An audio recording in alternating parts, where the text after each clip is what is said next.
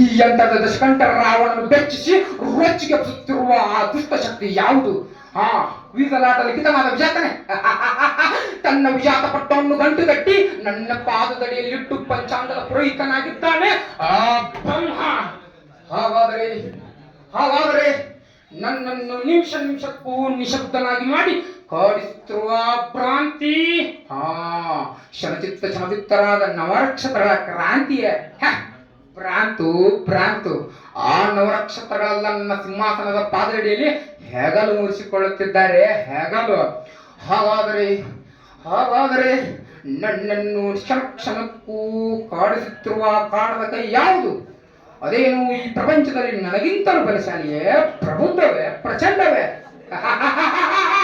ಸಾಧ್ಯವಿಲ್ಲ. ನಾನು ಚತುರ್ದಶಕ ಭುವನ ಭಯಂಕರನಾದ ಲಂಕೇಶ್ವರ ದಶಕಂಠ ರಾವಣ, ಎಲ್ಲ ಸರ್ವತ್ರ ಸರ್ವ ಸ್ವತಂತ್ರನುಳ್ಳ ಪ್ರಬುದ್ಧ ರಾವಣ, ಎಲ್ಲ ಬ್ರಹ್ಮಾಂಡ ತಂಡೋಪತಂಡಗಳನ್ನೇ ಚೆಂಡಾಡಿ ದಂಡು ದಾಳಿಗಳಿಗೆ ಮಂಡಲ ನಾಯಕನಾದ ಗಂಡದೆಯ ಗಂಡರ ಗಂಡನಾದ ಪ್ರಚಂಡ ರಾವಣ. ಪ್ರಚಂಡ ರಾವಣ.